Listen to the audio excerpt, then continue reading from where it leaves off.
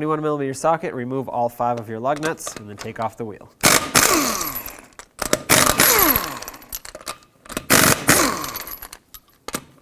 Oops.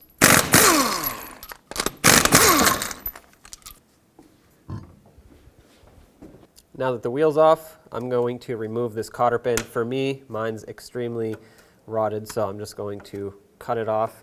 I know it's not going to come out of here, so I'm going to cut it as flush as I can with this nut. There we go. 17mm socket. Let's remove this nut.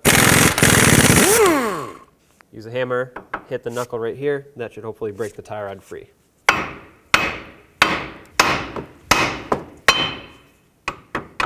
Now that it's broken free, I'm going to put it back in just for a second. That way I can have this being held in place so I can loosen up my jam nut. 19mm wrench, and you want to just loosen this up. Sometimes you'll need a rubber mallet to tap on the wrench. In my case, this came off pretty easy, but either way, once this is loosened, let's pull this back out.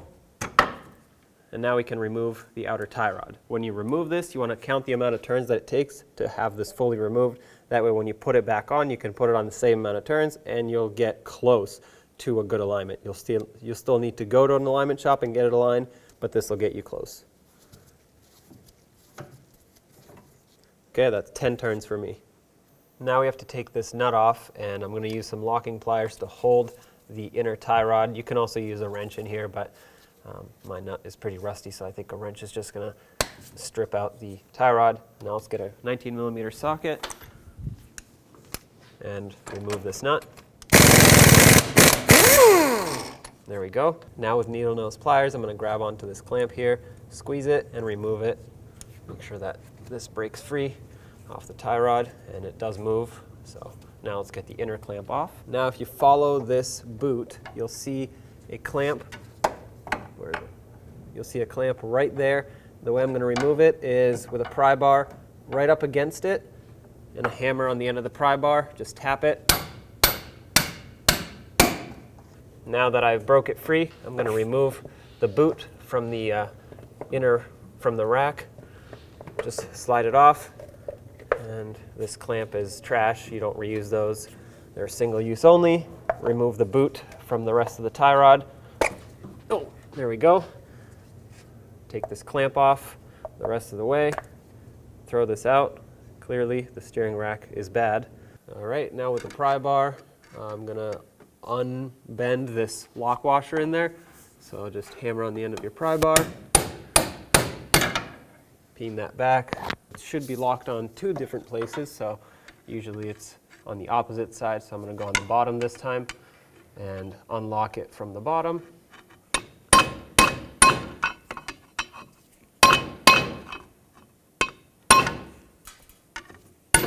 All right, that should do it right there. Let's grab our inner tie rod tool.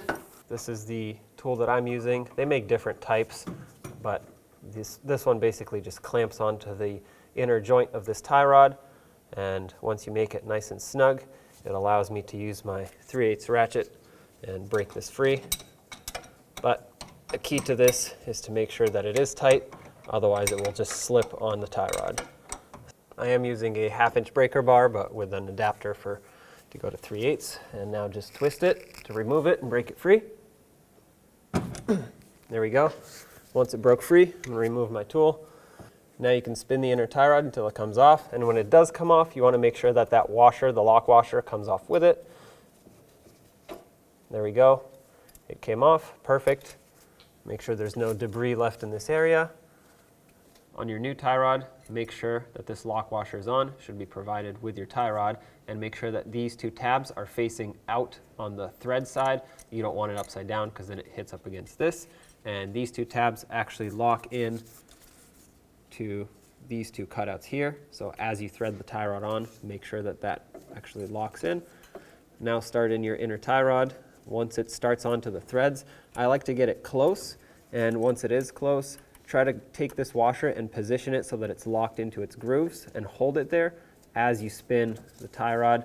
That way the washer stays in place, and then the tie rod can basically press the washer into its grooves there.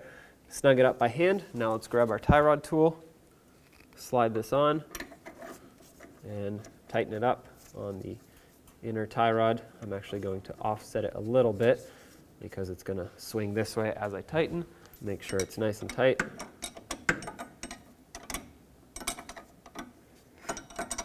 I'm going to grab my breaker bar, my adapter. I'm just going to snug it up. You don't want this to be very tight. You don't want to twist the whole rack, so just snug it up, and that should be good because then we're going to lock in that washer.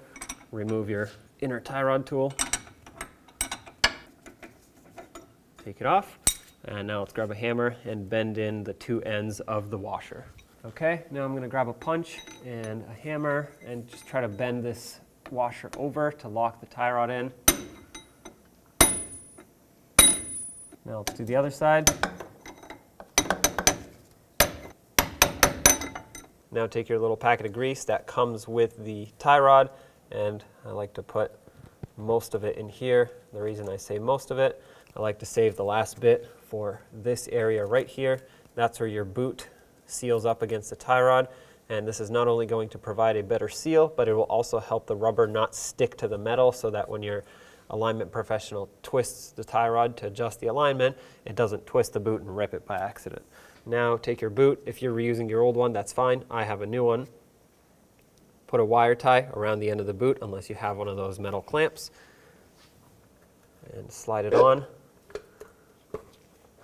Now just go ahead and press it up against the steering rack until it bottoms out completely.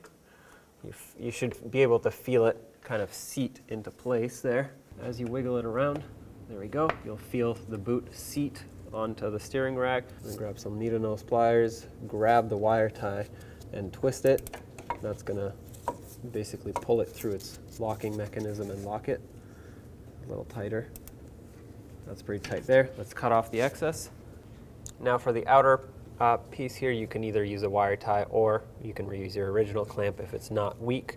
A lot of times these get weak and rusty and they don't have enough spring tension to them, but this one does, so we're good to go. I'm going to spray some, I'm going to apply some anti-seize to these threads. That way it prevents it from rusting in the future. Let's grab our new jam nut, slide it on, or thread it on. This one is a 22 millimeter now. So I'll just run it in most of the way. Now grab your outer tie rod and thread it in the same amount of turns that it took to take it out. So for me it was 10.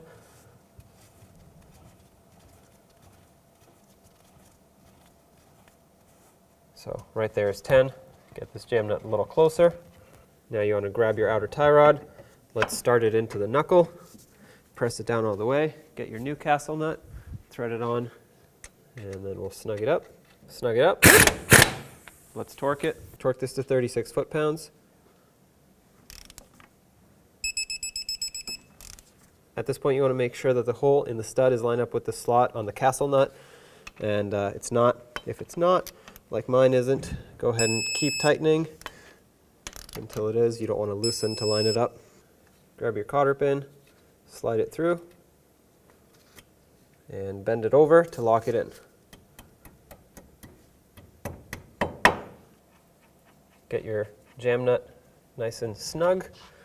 Again, this is now a 22 millimeter, so use a 22 wrench. Make sure it's nice and tight. Okay, and once it is tight, I like to bring it back so that the tie rod isn't sitting at an angle compared to the knuckle. Let's get the wheel back on.